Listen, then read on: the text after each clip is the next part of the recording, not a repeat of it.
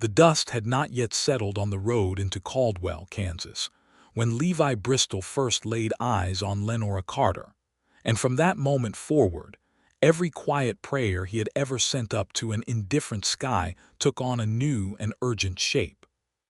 It was the summer of 1878, and the town of Caldwell sat perched at the edge of the Cherokee Strip like a man leaning too far over a canyon, alive with the energy of cattle drives, commerce, and the raw ambition of people who had come west to reinvent themselves. The Santa Fe Railway had arrived the previous year, and with it came a particular kind of momentum that made the air itself feel electric. Merchants had sprung up on both sides of Main Street. A hotel had been built with a proper wooden facade. The saloon ran 3 deep at the bar most nights, and on Sundays, the little white church at the corner of 5th and Chestnut filled to bursting with people who had spent Saturday doing things they genuinely needed to confess. Levi Bristol was 26 years old that summer, a working cowboy who had ridden the Kishome Trail 3 times and had the lean, sun-darkened look of a man who had spent the better part of his life outdoors. He stood just over 6 feet, with broad shoulders and hands that were rough from rope work and weather. His eyes were the color of dark river water, a deep brown that caught the light in unexpected ways, and there was a seriousness to his expression that people sometimes mistook for coldness. Those who knew him understood it was simply the look of a man who thought carefully before he spoke and meant everything he said. He had come to Caldwell with a small crew of cowhands who were finishing a drive for a rancher named Cowboy. The cattle had been delivered to the stockyards north of town the evening before, and now the men had a day of leisure before the long ride back to the Texas Panhandle.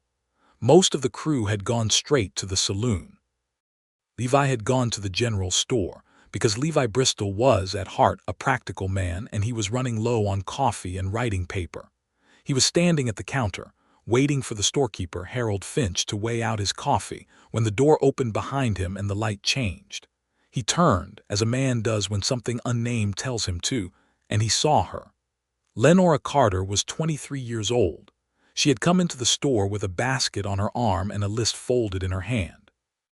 She wore a light blue dress with small white buttons down the front, and her dark hair was pinned up beneath a sun-faded bonnet that she had pushed back slightly as she stepped out of the heat.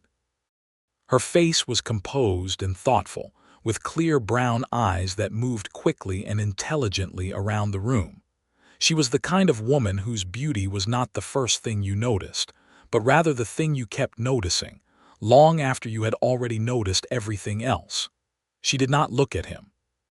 She moved to the far end of the counter with purpose, setting her basket down and unfolding her list with the efficiency of someone who had a great deal to accomplish and a limited amount of time to accomplish it. Harold Finch greeted her with a warmth that told Levi she was a regular customer. "Miss Carter, good morning. Your father's order came in on the Tuesday wagon. I've got it set aside." "Thank you, Harold," she said. Her voice was low and clear, the kind of voice that carried without being raised. Levi paid for his coffee and his writing paper and made no move to leave. He was not normally a forward man. He had learned early that the kind of life he led, moving from ranch to ranch and trail to trail, was not a life that allowed for easy attachments. He had kept himself at a careful distance from entanglements because he had seen what happened when men like him made promises they were not positioned to keep. He told himself all of this in the space of approximately 30 seconds and then cleared his throat. "Pardon me," he said. She looked up from her list. He removed his hat. It seemed like the thing to do. "I don't mean to disturb your business," he said. "My name is Levi Bristol. I'm just passing through with a cattle drive. I wanted to say that Caldwell looks like a fine town." She studied him with the measured patience of someone who had received a great many hollow compliments from trail riders passing through and had developed a reliable method of sorting the genuine from the manufactured. "It is a fine town," she said. "My family has been here since '72. I'm Lenora Carter." She did not extend her hand, which was not unusual for 1878, but there was nothing dismissive in her tone either. She simply spoke to him the way she would speak to anyone, which Levi found immediately remarkable. "Carter," he repeated. "Any relation to Joseph Carter, the man who runs the mill operation on the south edge of town?" "My father," she said, and something shifted behind her eyes just briefly, a shadow of something complicated that came and went before he could properly name it. "He runs a good operation," Levi said. He had passed it the day before. It was one of the most impressive setups he had seen in any cattle town. "You must be proud." "I am," she said, and then she turned back to her list in a way that was polite but final. He put his hat back on, tucked his parcels under his arm, and walked out into the Kansas sunlight. He stood on the boardwalk for a long moment, watching the street traffic move around him, the horses and wagons and the occasional dog running loose between boots and wheels. He thought about Lenora Carter's voice, and the way the shadow had crossed her eyes when he mentioned her father's name, and he told himself firmly that he had a long ride back to Texas, and no business standing on a boardwalk in Caldwell mooning after a woman he had known for 4 minutes.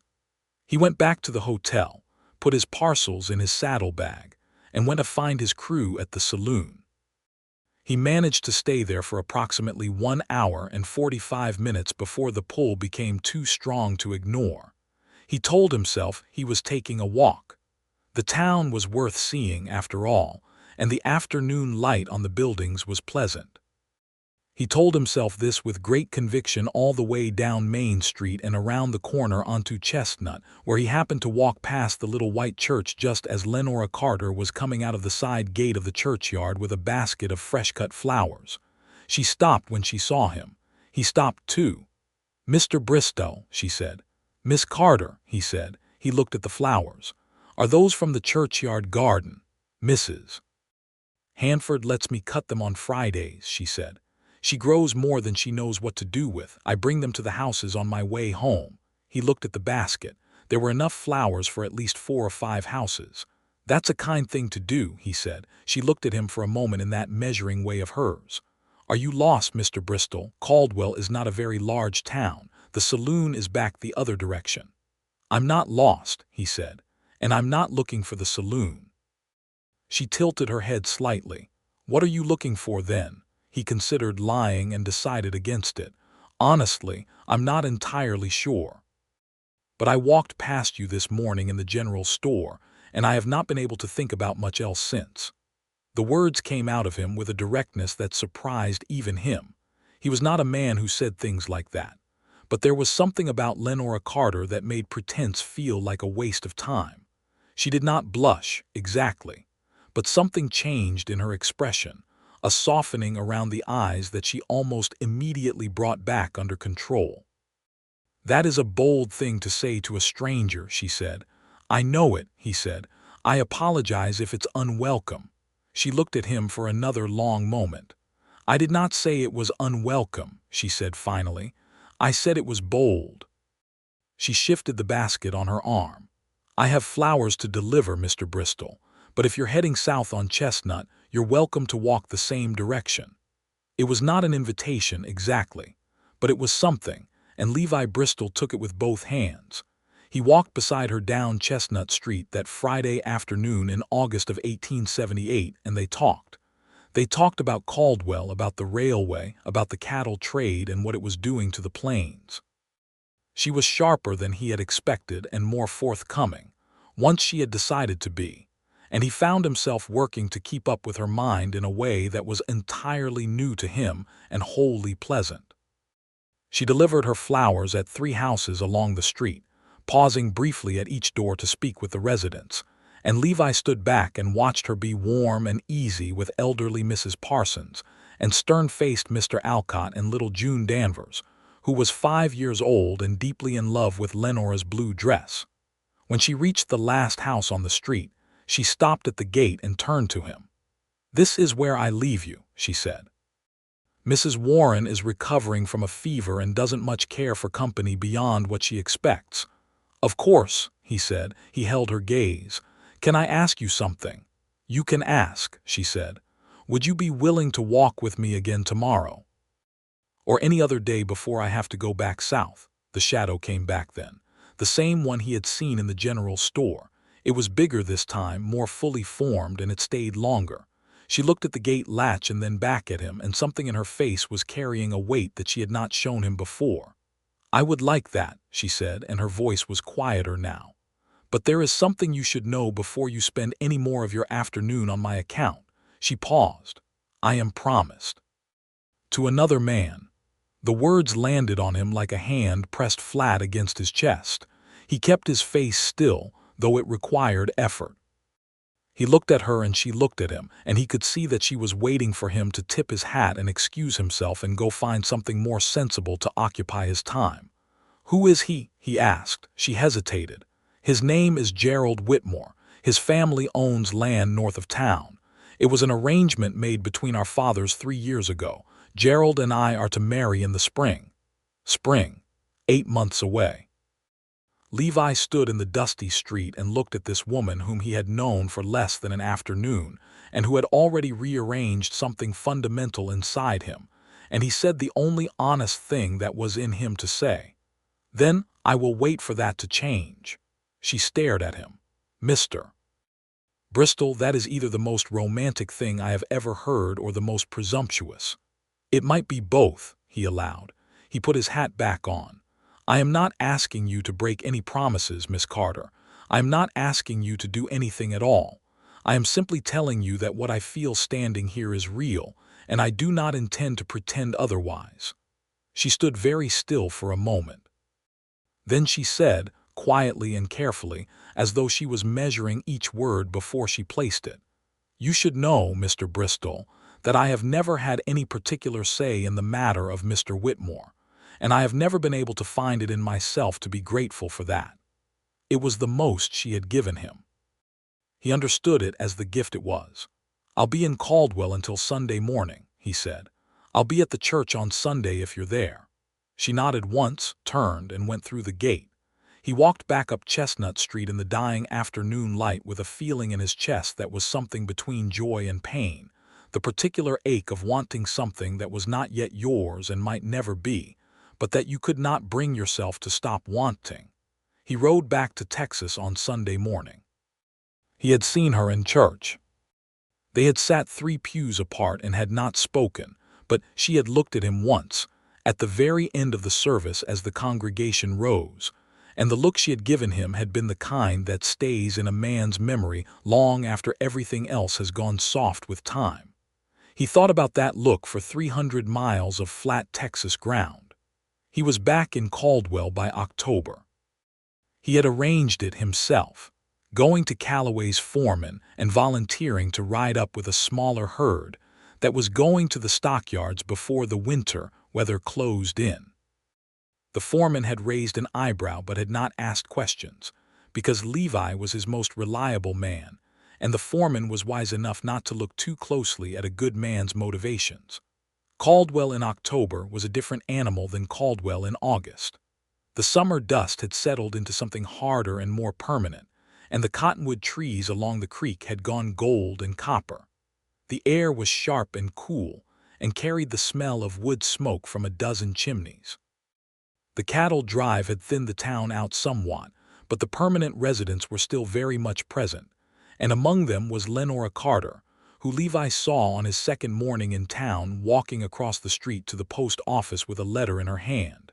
He crossed the street. "Miss Carter," he said.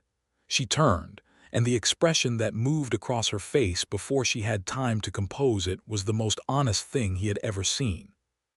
There was surprise in it, yes, but underneath the surprise there was something bright and quick that she brought to heel almost immediately, schooling her features into something more restrained. "Mr. Bristol," she said, "I did not expect to see you back so soon." "I had business in the area," he said. This was technically true. The fact that he had manufactured the business himself was a detail he kept to himself for the moment. She looked at him with those clear eyes that saw everything. "Business," she said. "Yes, ma'am." "And how long does your business keep you in Caldwell?" 5 days, he said. "Perhaps 6. She held his gaze for a moment, and then she looked down at the letter in her hand as though she had just remembered it. "I was just posting a letter." Then don't let me keep you, he said, falling into step beside her as they both moved toward the post office door. She stopped just outside it and turned to him. There was a new quality to her restraint this time. It was not coldness, but it was careful. Mr. Bristol, I should be honest with you. You said you would wait for things to change, but I need you to understand that they may not change. My father is not a man who goes back on arrangements once they are made. And Gerald Whitmore is, she paused, choosing her words with care. Gerald Whitmore is not a bad man. He is simply not a man you chose, Levi said quietly. She was silent for a moment. No, she said, he is not. And are you happy, he asked. It was a direct question, and he asked it directly because there was no useful way to ask it otherwise. She looked at the letter in her hand. It was addressed, he could see, to a name in Missouri, a woman's name. I do not know that happiness was considered a relevant factor in the arrangement, she said. He felt the anger move through him, not the hot, blind kind, but the low, steady kind that settles in the belly and stays there. It should have been, he said. Many things should have been, she said quietly. She looked up at him. But here we are. He held the door open for her without another word.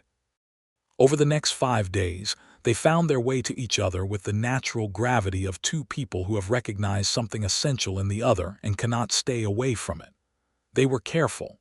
They were never improper, but they walked together when the opportunity presented itself, and they talked, and the talking was the kind that goes down to the places words usually can't reach.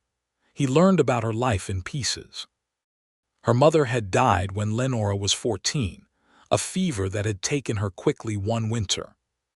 Her father, Joseph Carter, was a complicated man, a builder who had made his way from nothing, and who had decided early that the fastest route to permanence in a new territory was to ally yourself with the families who were already putting down roots.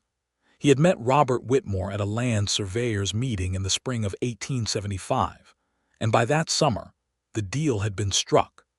Lenora's future had been exchanged for favorable water rights along the creek that ran between their two properties. She told him this the way she told him most difficult things, plainly and without excessive emotion, but he could hear what was underneath the plainness. He could hear the years of accepting something that had never sat right. "Have you ever told your father how you feel?" he asked one evening.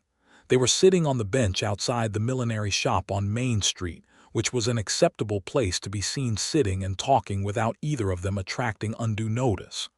The sun was going down behind the buildings, turning the street copper and rose. "I have tried," she said. He listens, and then he explains to me why my feelings are understandable but not practical, and then the conversation ends. She looked at her hands. "My father loves me in his way. He genuinely believes he is doing what is best for me. He thinks Gerald Whitmore will provide security and social standing, and that those things matter more in the long run than whether I feel." She stopped. "Whether you feel what?" Levi asked. She looked at him steadily. "Whether I feel anything at all for the man I marry." The words sat between them in the cool October evening, and Levi looked at the woman beside him and thought that he had never wanted to be someone's answer to something so badly in all his life. "And Gerald?" he asked. "Does he know how you feel?" "Gerald Whitmore has never once asked," she said. "He is courteous. He brings me flowers twice a month on his visits to town, and he talks about the ranch and the weather and the price of beef. And when he has finished talking, he says good evening and goes home." She paused. "I do not think Gerald is unhappy with the arrangement. I think he would be genuinely surprised to learn that I am." Levi was quiet for a long moment. "I am not a wealthy man, Lenora," he said. It was the first time he had used her first name, and they both noticed it. She did not correct him. "I have my wages, and I have a good horse, and I can work. I do not have a ranch or a water rights agreement or a family name that means anything in Kansas. I want to be clear about that." She turned to look at him fully then. "Why are you telling me that?" "Because I want you to know exactly what I am and what I have to offer," he said, "before you decide what any of this means to you." She looked at him for a long time. The street had grown quieter around them, the evening foot traffic thinning as families went in to their suppers. Somewhere down the block, A dog was barking at something in the dark. "What you have to offer," she said slowly, "is the first conversation I have had in 3 years where someone asked me how I felt and actually waited to hear the answer." She paused. "That is not nothing, Levi Bristol. That is, in fact, a great deal." He did not reach for her hand. It would not have been right, but he looked at her in the failing October light and made himself a promise that he intended to keep. He left on a Thursday morning. She stood at the edge of the post office steps and watched him saddle up, and when he turned to look at her one last time, she said, quietly enough that only he could hear, "Come back." He carried that word all the way back to Texas. He was back in December, this time with no cattle to deliver. He had gone to Calloway himself and asked for time. Calloway, who was 60 years old and had watched a great many young men ruin themselves over women, and a great many others be saved by them, had studied Levi for a long minute over the rim of his coffee cup, and then told him to take 2 weeks. Caldwell in December was cold and clean and quiet, the town drawn in close against the weather, smoke rising from every chimney. The creek had a skin of ice along its edges. The cottonwoods were bare now, their branches making dark lines against a white-gray sky. He arrived on a Tuesday and went straight to the mill to speak with Joseph Carter. He had thought carefully about this. He was not a man who made gestures without intent, and going to Joseph Carter was a deliberate act. He was not asking for Lenora's hand, because she was not his to ask for yet, and he understood that. But he had decided that if he was going to be a presence in this town and in this woman's life, he was not going to be a secret or a shadow. He was going to stand in daylight and be known for what he was. Joseph Carter was a thick-set man of 50, with gray at his temples and a watchful quality to his face that reminded Levi somewhat of Lenora, except that where Lenora's watchfulness was open and warm, her father's was harder-edged and calculating. He received Levi in his office at the mill, a small room off the main floor that smelled of sawdust and coffee and paper ledgers. Levi introduced himself, told the man where he worked and for how long and what his wages were and where he was from, and he said, simply and without embellishment, that he had come to know Lenora over the past several months and that he respected her and thought very highly of her, and intended to continue making that known. Joseph Carter listened to all of this without expression. When Levi finished, Carter leaned back in his chair and looked at this dusty cowboy who had come into his mill office to declare honorable intentions toward his promised daughter and said, "My daughter is spoken for." "I know that," Levi said. "Then why are you in my office?" "Because I believe in being honest about where I stand," Levi said. "I'm not here to cause trouble. I'm not asking you for anything today. I am simply telling you that I am not going away, and that I think your daughter deserves the chance to have a say in the life she lives." Something moved in Carter's face, not softness, but something adjacent to it, something that suggested the words had found a small opening in him even if he was not going to acknowledge it. "You have nerve, Mr. Bristol," Carter said. "I have that," Levi agreed. Carter looked at him for another long moment. "Lenora is where she is because I have worked my whole life to build something that will last past me. The Whitmore family and the Carter family together can hold ground in this territory for generations. That is not a small thing." "No," Levi said, "it isn't. But generations start with 2 people, and if those 2 people are not well matched, then what you're building has a cracked foundation." Carter's jaw tightened. He was not a man who was accustomed to being contradicted, but neither did he stand and throw Levi out. He sat with what had been said, and Levi could see that something in it was working on him even as he resisted it. "I'll not be changing the arrangement," Carter said finally. "I understand," Levi said. He stood. "Thank you for hearing me out." He put on his hat and left the mill. He found Lenora that afternoon at the church, where she was helping a small group of women prepare the hall for the Advent season. She came out when the woman at the door told her there was a man asking for her, and when she saw Levi standing in the cold churchyard, she drew her shawl tighter and came toward him with something in her face that was equal parts relief and anxiety. "You went to see my father," she said. "It was not a question." "I did," he said. She looked at him with something that was almost alarmed.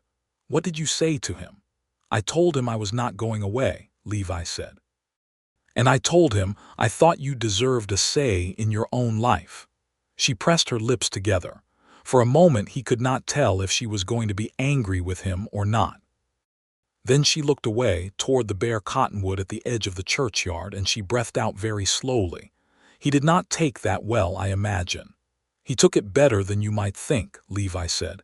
"He is not an unreasonable man. He is a man who believes he is doing right by you. That is a different problem than a man who does not care." She turned back to look at him. "And what happens now?"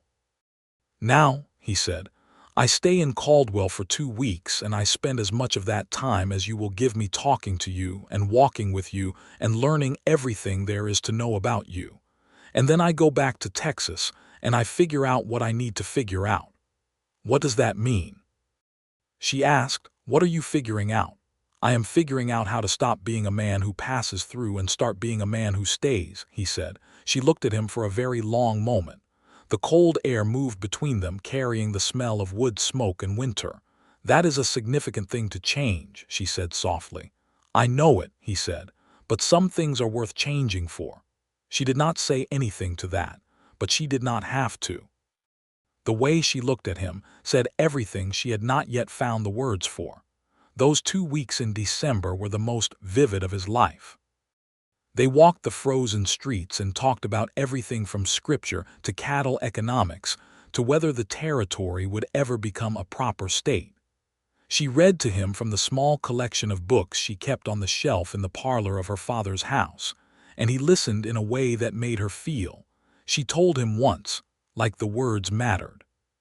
He helped at the mill for a morning when one of Carter's hands fell ill, not because anyone asked him to, but because it was the sensible thing to do, and he watched Carter watching him work and understood that something was shifting slowly in the older man's view of things. Gerald Whitmore came to town once during those 2 weeks, on a Thursday afternoon, riding in from his family's ranch to the north with 2 of his ranch hands behind him.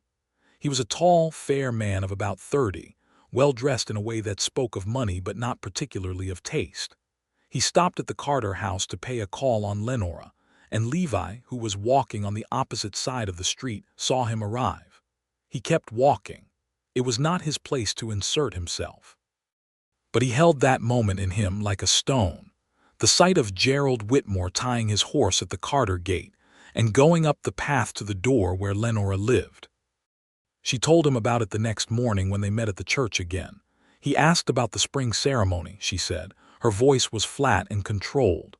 "He wants to move it to April rather than May because May is too busy with the ranch work." "And what did you say?" Levi asked. "I said I would speak with my father," she said. She looked at Levi, and there was something raw and exhausted in her face that she usually kept better covered. "I am so tired," she said quietly. "I am so tired of the spring ceremony and the water rights and the arrangement. I am so tired of being a piece of property that is being relocated from one family to another." He took a step toward her, and she did not step back. He took her hand. It was the first time he had done so, and he felt her fingers tighten around his immediately, as though she had been waiting for something solid to hold onto for a very long time. He did not pull her close or say anything dramatic. He simply held her hand in the cold churchyard and let her be tired. After a moment she said, "I cannot do this, Levi. I cannot marry a man who thinks my value lies in the creek that runs between his land and my father's land." "No," he said, "you cannot. But I also cannot simply refuse," she said. "My father would break something between us that I do not know how to repair. He is the only family I have left." "I know," he said, "and we will not do this carelessly. We will find a way that does not cost you everything." She looked at him. "You said we," she said softly. "I did," he said. She turned her face away, but he could see the corner of her smile. He went back to Texas after Christmas. He spent January working harder than he had ever worked, driving himself through every task Calloway put in front of him, because the physical exhaustion was the only thing that kept him from the particular madness of wanting something that was not yet his. He saved every dollar he could, and he wrote to a man named Tom Akers who ran a small ranch outside Caldwell, a man he had met briefly on his first visit, who had mentioned once that he was looking for a reliable foreman. He wrote to Tom Akers asking if the position was still open. Tom Akers wrote back in 3 weeks. The position was open. It paid $40 a month plus room and board in the foreman's cabin on the property.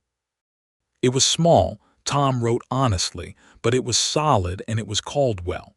Levi read the letter 3 times and then wrote back accepting the offer. He gave Calloway his notice in February.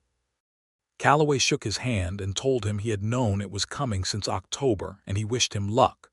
Levi thanked him and packed what he owned into his saddlebag and rode north. He arrived in Caldwell on a Tuesday in late February, 1879, with $40 in his pocket, and a position waiting for him and a feeling in his chest that was something very close to certainty. He found Lenora the next morning at the general store. Harold Finch grinned when he walked in, because Caldwell was small enough that people's business was generally known, and the business between Levi Bristol and Joseph Carter's daughter had been quietly observed and discussed over the past several months by more people than either of them probably realized. Lenora looked up from her list. The smile that moved across her face was not the restrained, controlled expression she usually put on in public. It was a real smile, full and unguarded, the kind that comes before you have time to decide whether showing it is wise. "You came back," she said. "I told you I was going to," he said. "You told me you were figuring things out," she corrected. "You did not tell me what you decided." "I decided," he said, "to take a foreman's position on Tom Akers' ranch east of town. I start Monday." She stared at him. Harold Finch found something very important to do at the far end of the counter. "You took a permanent position," she said slowly, "in Caldwell." "I did," he said. She set her list down on the counter. "Levi, I am not asking you to break any promises today," he said quietly. "I am not asking you to do anything that is not right and proper. I am just telling you that I am here, that I am staying, and that I meant what I said that day on Chestnut Street." She looked at him for a long, still moment. Around them the general store went on being a general store, but neither of them was particularly aware of it. "There is going to be a problem," she said. "Tell me," he said. "My father moved the ceremony to April," she said. "Gerald's doing as I told you. That is 6 weeks from now, 6 weeks." The number landed on him with a specific weight. He breathed through it. "Then we need to talk to your father," he said, "and we need to do it soon." "He will not be moved," she said. "I have tried." "You tried alone," Levi said. "You will not be alone this time." She searched his face. "You would do that, go to him again." "I would go to him every day for the rest of my life if that was what it took," he said. "But I do not think it will take that long. I think your father is a man who can be reached by the right argument. I just need to make it." She was quiet for a moment. Then she said, "He will want to know what you can provide. He will want to know about land and money and future security. He is a practical man." "Then I will speak to him practically," Levi said. "I am a foreman now with steady wages. I have saved money. I do not have a ranch of my own yet, but I have plans for one. I have always had plans. I just never had a reason to execute them until now." She looked down at the counter and then back up at him. "You are the most stubborn man I have ever met," she said, but the way she said it was not an accusation.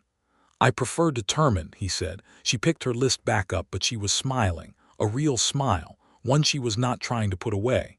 "I will speak to him first," she said. "Tonight I will tell him what I feel. I will try to make him understand. And then, if you are willing, you may call on him tomorrow."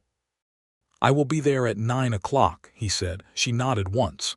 Then quietly, without looking up from her list, she said, "Thank you, Levi."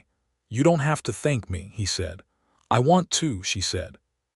He bought his coffee and walked out into the late February morning with the kind of quiet, bone-deep resolve that he had always heard about but had never personally experienced until now.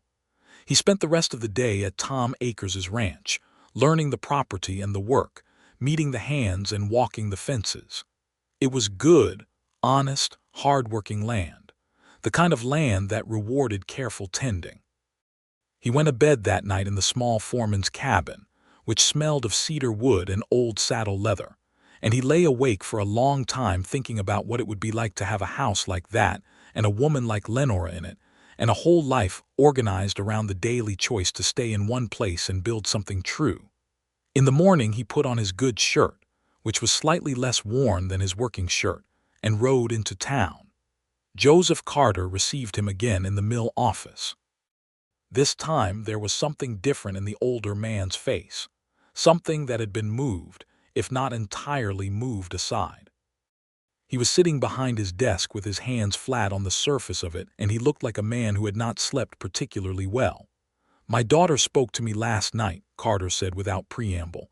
"I know," Levi said. "She was—" Carter paused. He looked at his hands. "She was more direct than I expected. She has been quiet about this for a long time. I did not fully understand how unhappy she was." He looked up. "That is my failing, not hers." Levi said nothing.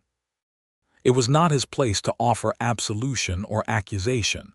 He simply waited. "She told me she does not wish to marry Gerald Whitmore," Carter said.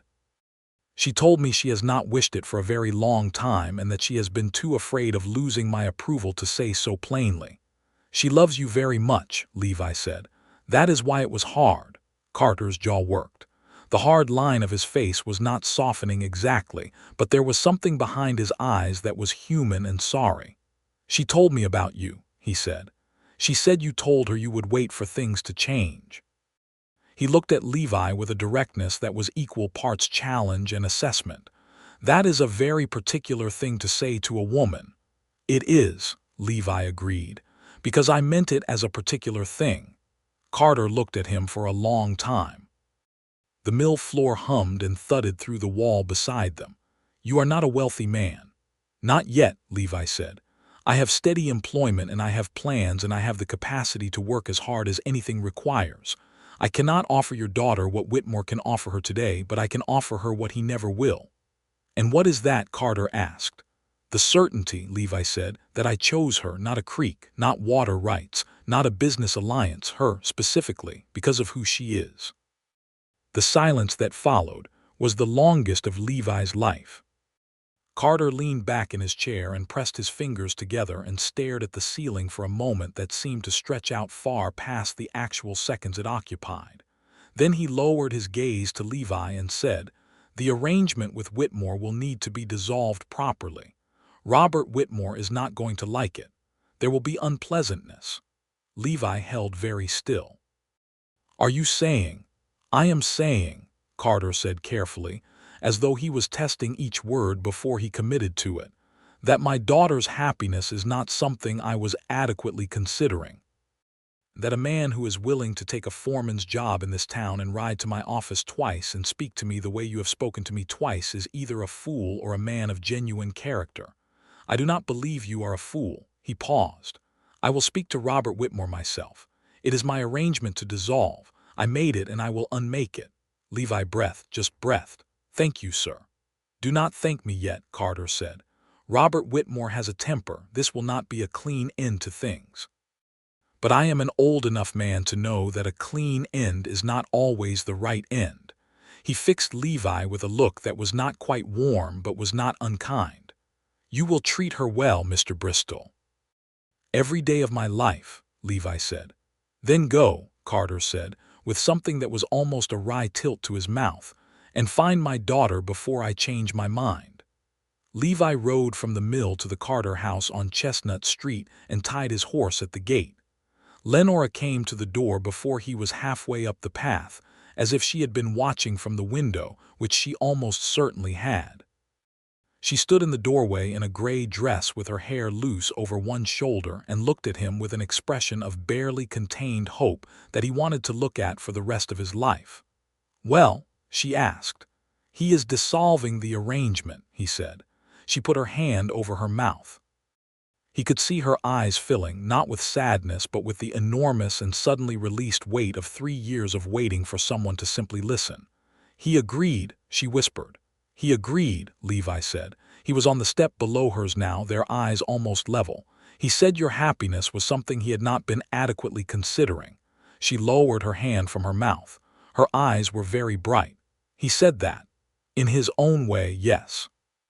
She laughed, and the laugh broke slightly at the end, and she pressed her lips together to steady herself. "That is the most my father has ever said to me about anything that mattered." "He loves you," Levi said. He just needed to be reminded what that meant. She looked at him with everything that she had always kept carefully managed, now unmanaged, open and full and honest in her face. "What happens now?" she whispered. "Now," he said, "I court you properly, with your father's knowledge and your own willing participation. I take you walking on Chestnut Street in the daylight, and I sit in your father's parlor, and I come to church every Sunday, and I stop having to pretend that the reason I am in Caldwell has anything to do with cattle." She laughed again, more steadily this time. "You were never very convincing about the cattle." "No," he admitted, "I was not."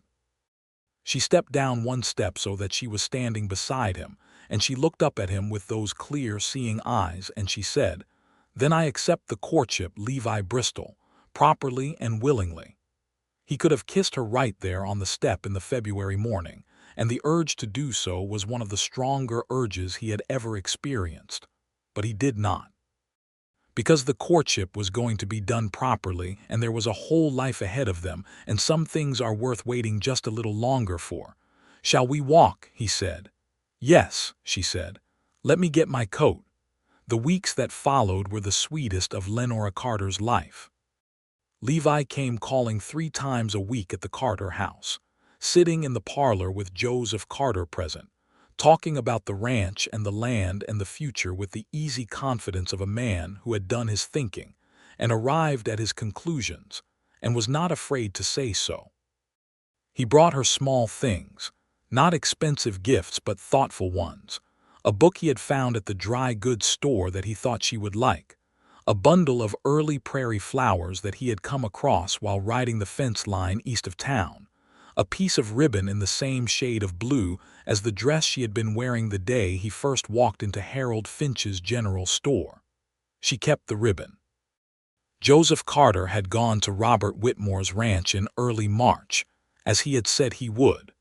The meeting had been difficult, and the unpleasantness Carter had predicted had materialized in the form of Robert Whitmore's considerable anger and a threatened legal dispute over the water rights agreement that had underlain the whole arrangement. Carter had handled it with the methodical stubbornness that characterized everything he did, offering a reasonable financial settlement in place of the marital arrangement and standing firm against Whitmore's bluster, until the older man had run himself out of momentum and accepted the terms. Gerald Whitmore himself had come to town once after that, and had walked past Lenora on Main Street with his hat brim pulled low and his eyes forward. She had been walking with Levi at the time. Gerald had not stopped or spoken. She had watched him pass and felt nothing except a quiet and uncomplicated relief. The spring came on slow and golden, the way the best Kansas springs do, with green pushing up through the brown grass on the prairie and the cottonwood trees along the creek putting out their small pale leaves. The days grew longer and warmer, and Levi and Lenora walked further and talked more, and found that every new thing they learned about each other only deepened the thing that had taken hold between them on a Friday afternoon on Chestnut Street the previous August.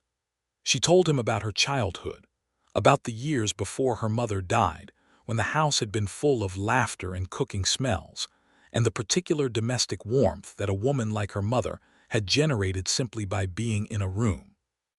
She told him about her mother's hands, how they had always been moving, always occupied with something, sewing or kneading bread or smoothing hair back from a child's face.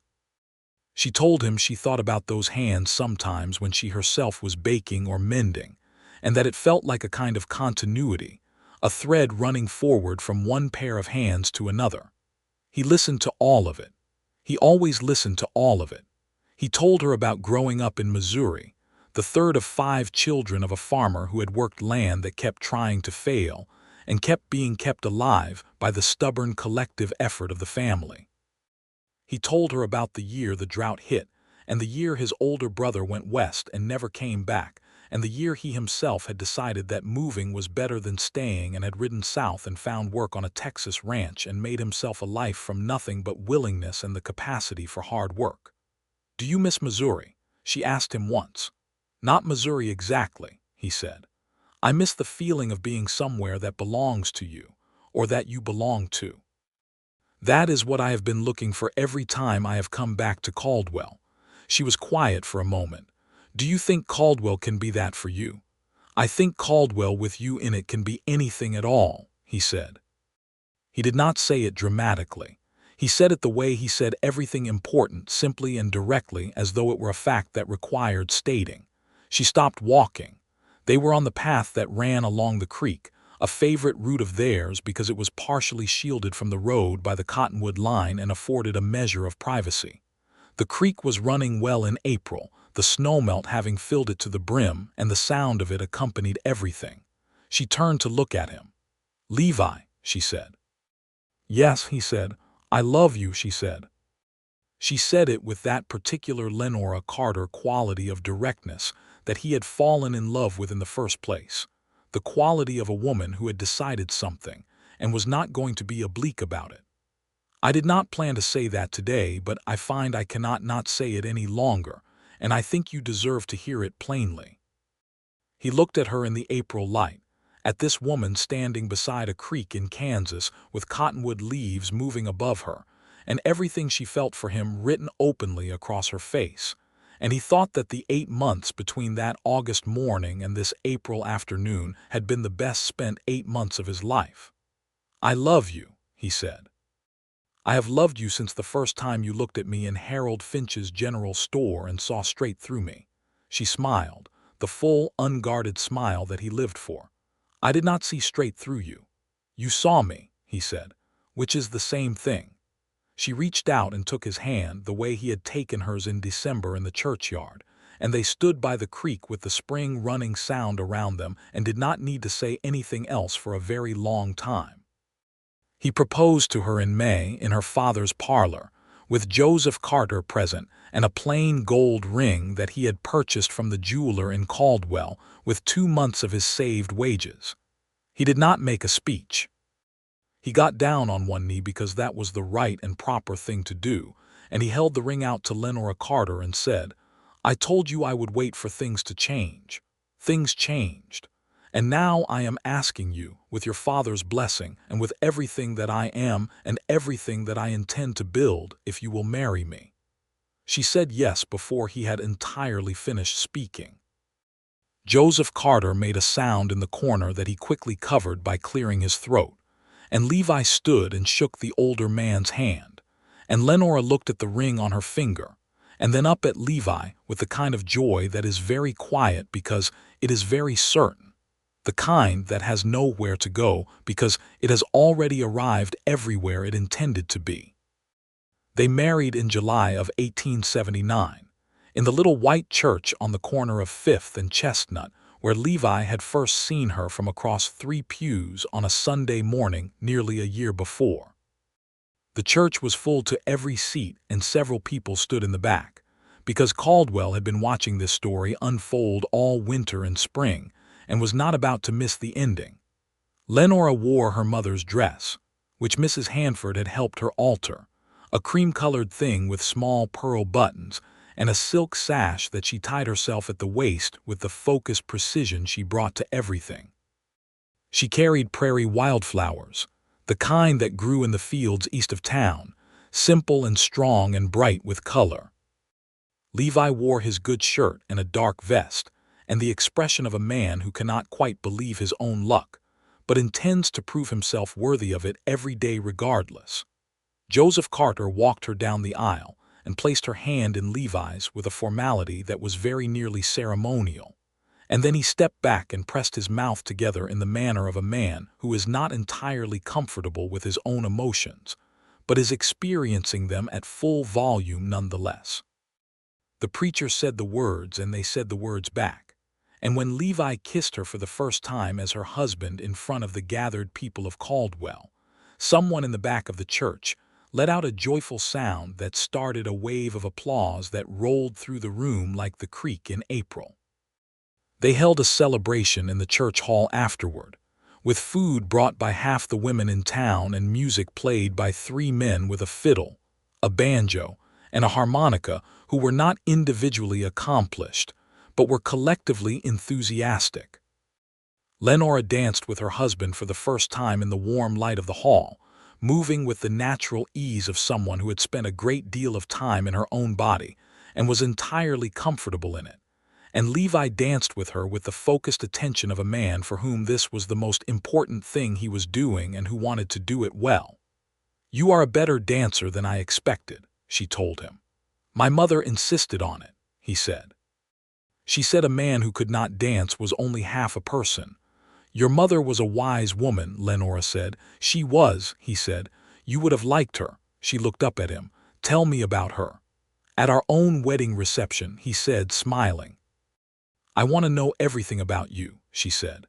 "I have all night and the rest of my life to get it all, but I like starting now." He told her about his mother while they danced, this woman who had kept 5 children and a struggling farm held together with nothing but backbone and humor, and the absolute conviction that the people she loved were worth every effort.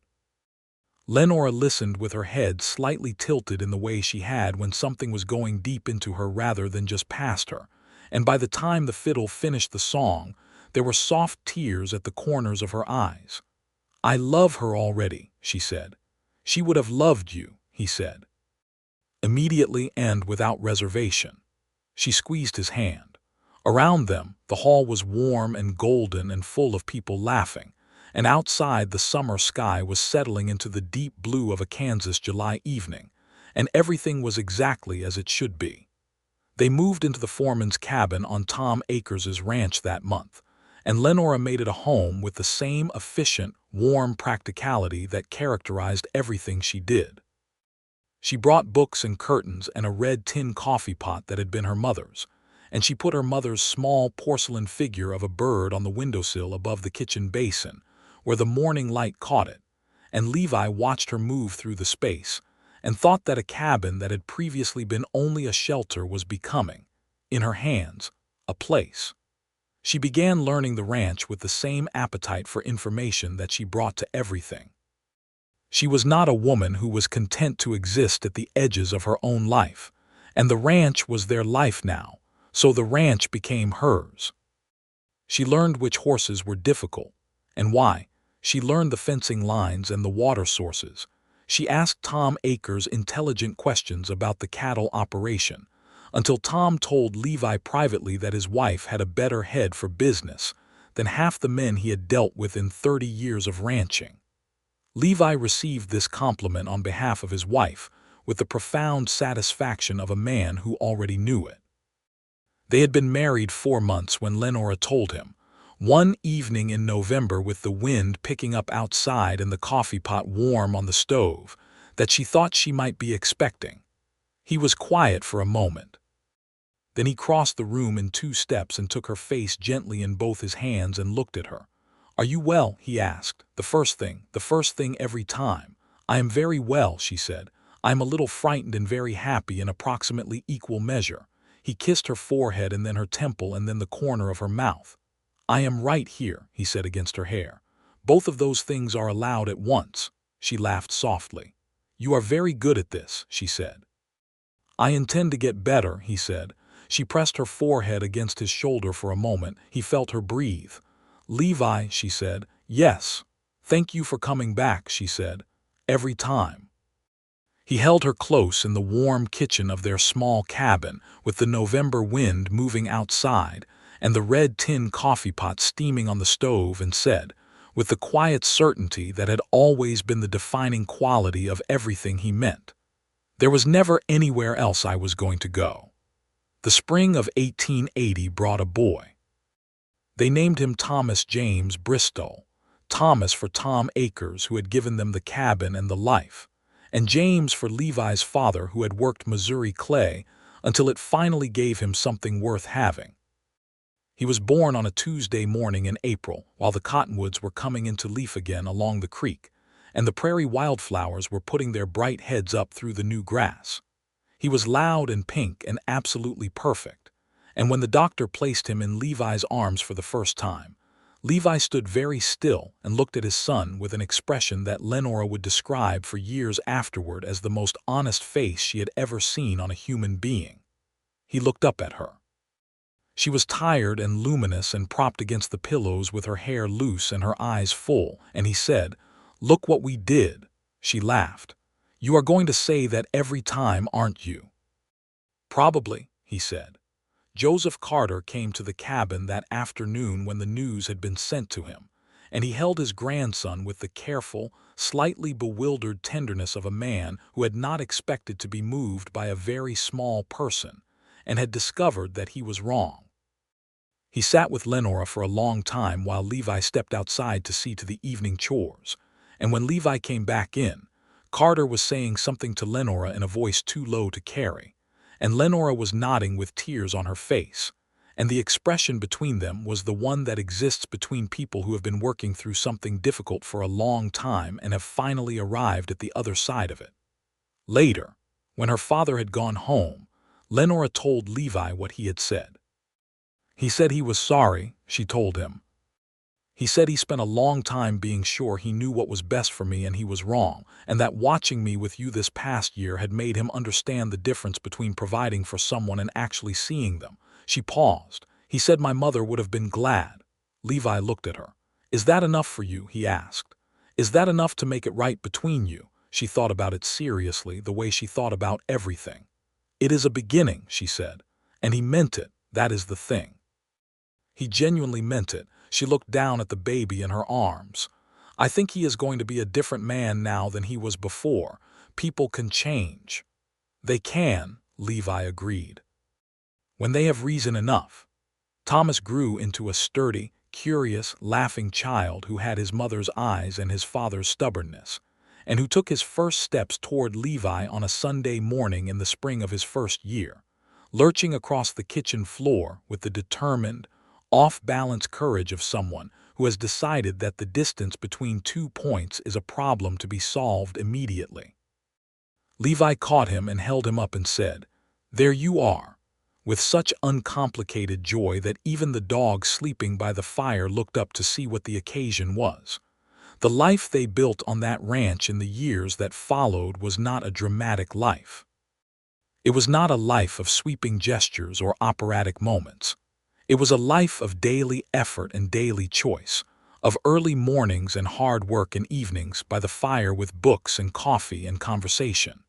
It was the life of a man who came home every day and meant it, and a woman who had learned, slowly and then all at once, what it felt like to live in a world that had been built around what she actually needed. Tom Akers sold them a small parcel of land to the east of the ranch property in 1882, 3 years into their marriage, when Levi had saved enough to make the purchase. It was good flat land with a year-round water source and enough room for a small cattle operation of their own. They planned the house together at the kitchen table over several evenings, Lenora with her pencil making precise notes and Levi with his coffee growing cold as he leaned over her shoulder to look at what she was drawing. It was going to be a frame house with a proper porch and 3 bedrooms, and a kitchen with south-facing windows so that the morning light would come in while she was cooking. She got those windows. He made sure of it. The house was finished in the fall of 1883, and moving into it was one of the few times in their life together that Lenora's composure truly gave way in a sustained fashion.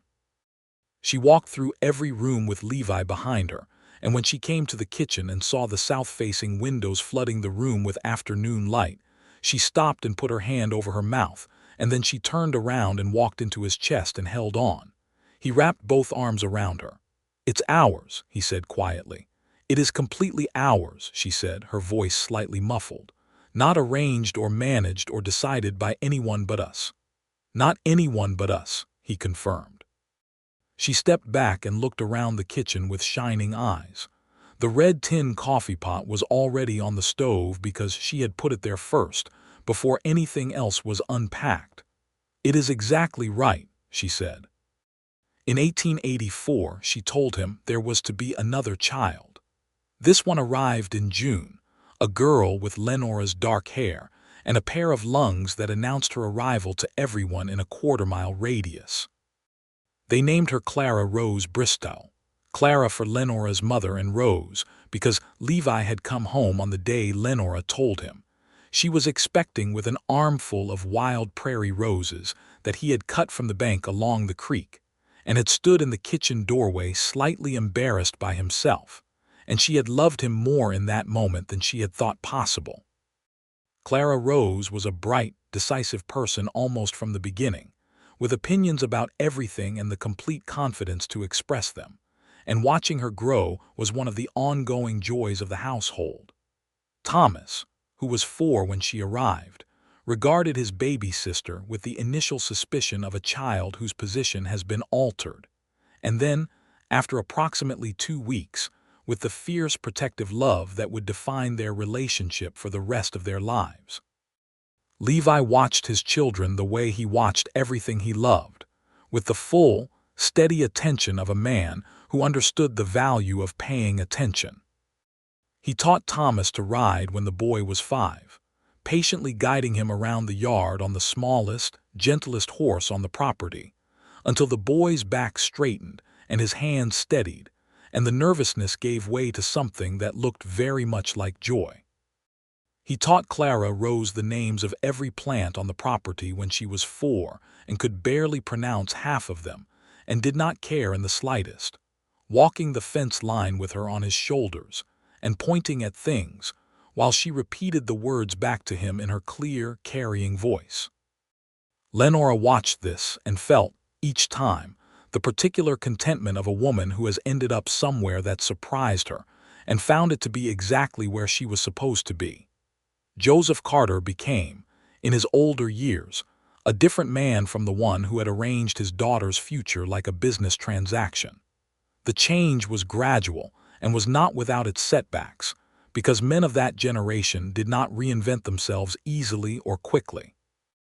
But the presence of his grandchildren worked on him in ways that arguments and direct conversation never quite had, and the Joseph Carter who sat on the porch of Levi and Lenora's frame house in the evenings, and watched Thomas try to rope fence posts, and Clara Rose chase the chickens was considerably softer around the edges than the man who had sat behind a mill desk in 1879 and told a dusty cowboy that his daughter was spoken for.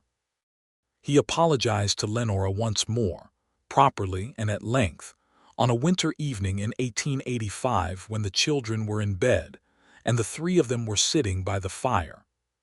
He told her that he had let his pride and his ambition speak louder than his love, and that it was only by the grace of her own courage, and of a stubborn cowboy who had refused to be discouraged, that things had turned out as they had.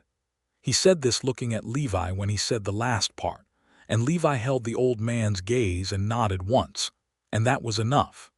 In 1886, Robert Whitmore's ranch went into financial difficulty and was eventually sold at auction. Gerald Whitmore left Kansas entirely and was said to have gone north toward Nebraska. The water rights that had underlain the whole Whitmore-Carter arrangement were renegotiated with the new landowner on terms that were equitable and formal, and had nothing to do with anyone's daughter. Lenora heard about it at the general store, from Harold Finch, who had become, over the years, a reliable source of town news delivered with absolute discretion. She came home and told Levi, who was working on a fence section at the back of the property, and he set down his tools and looked at her. "How does that sit with you?" he asked. She thought about it honestly and without performance. "It feels like the closing of a door that has been standing open a long time," she said. Not dramatically, just quietly finished. He picked up his tools again. "Good," he said, and then, after a moment, "I am glad none of it cost you your father." She looked at him across the fence rail in the afternoon sun. "So am I," she said quietly. "So am I." They had one more child, a boy named William Joseph Bristol, Joseph for his grandfather, who arrived in the spring of 1887, and was from the first a notably serene child, in contrast to both his siblings, observing the world with large, dark, serious eyes that Levi said looked exactly like Lenora's when she was thinking about something. "He is going to be very thoughtful," Lenora said, looking down at the baby in the first days of his life. "Like his mother," Levi said. "I hope he is more like his father," she said. "Thoughtful enough to know his own mind and stubborn enough to act on it." Levi looked at his youngest son and then at his wife. "I was not wrong to act on it," he said. "No," she said with everything in her voice. "You were entirely right." By 1890, the Bristol Ranch was a going operation. Not a large one, but a solid one. The kind that had been built by consistent daily effort and good decision-making, rather than by any spectacular stroke of luck or capital. The house was weathered now, its white paint needing attention on the north side, the porch boards worn smooth by years of boot traffic.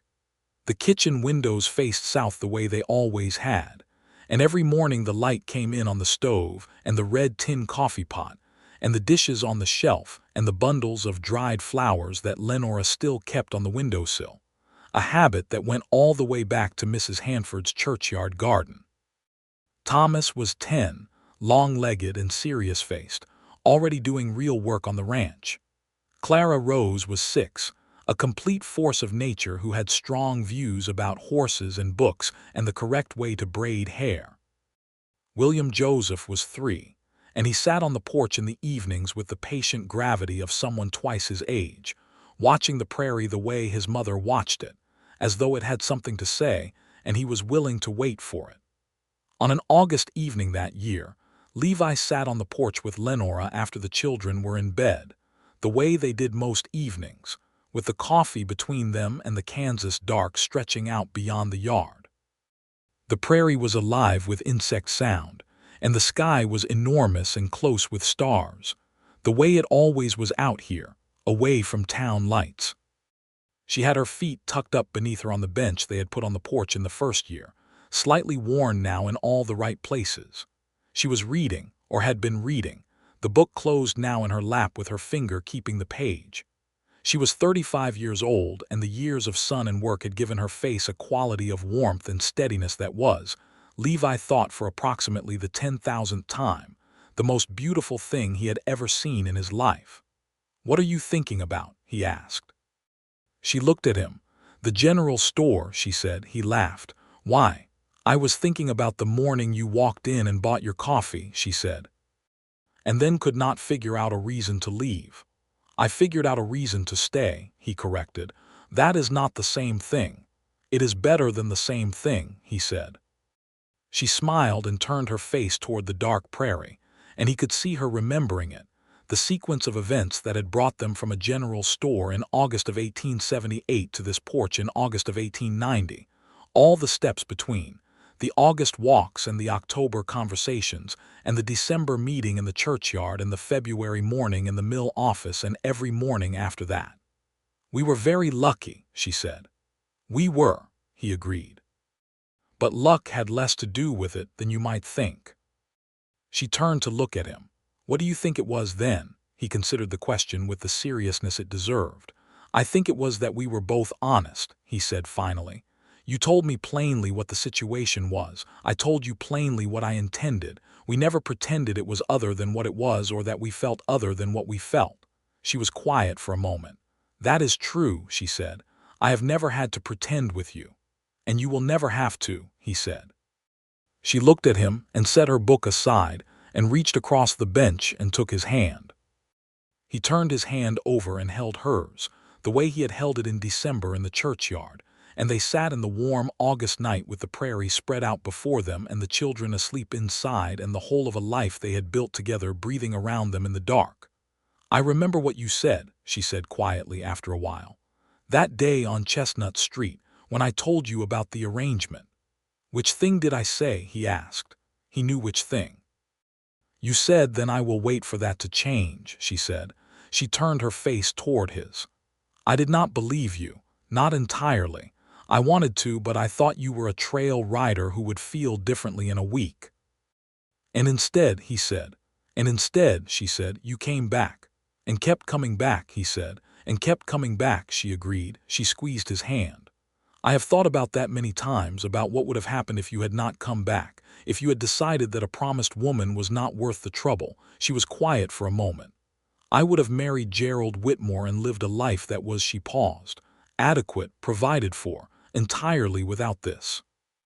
She said the last word quietly, as if the word this contained everything it needed to contain, which it did. This was the porch and the coffee pot and the children and the south-facing windows and the walking and the talking and the knowing and the being known. This was 12 years of going to bed certain and waking up glad. This was everything. I was not going to not come back, he said. I want to be clear about that. It was never something I considered. Why? She asked. He looked at her face in the starlight, at the woman who had walked down Chestnut Street with a basket of flowers and changed the entire course of his life simply by being exactly who she was. Because I already knew, he said simply. From the first afternoon, I already knew. She looked at him for a long, still moment. Then she leaned over and rested her head against his shoulder in the way she had done for 12 years, the particular way that fit exactly as though it had been designed to. And he put his arm around her, and they sat in the dark together, while the Kansas night turned slowly over them, and the stars moved the way they always had across the wide open sky. Inside the house, Thomas was dreaming whatever 10-year-old boys dream about. Clara Rose had her arm around the rag doll she had named for Lenora's mother, and would not admit to still sleeping with. William Joseph breathed the steady, ancient breath of early childhood sleep, his small face peaceful and entirely trusting in the dark. And on the porch of the house with the south-facing kitchen windows, the man who had ridden into Caldwell with a cattle drive in August of 1878, and the woman who had carried flowers down Chestnut Street that same afternoon sat together with their lives entirely their own, and their hands laced together and everything, for the first time in the very long history of everything, exactly and perfectly and permanently as it was meant to be. The red tin coffee pot was still warm on the stove inside. The prairie ran out in every direction like a promise that had been kept. And the cottonwood trees along the creek put out their small pale leaves in every spring that came after year, as though they too understood that some things, once they have taken root in good soil, do not need to be anything other than what they already are.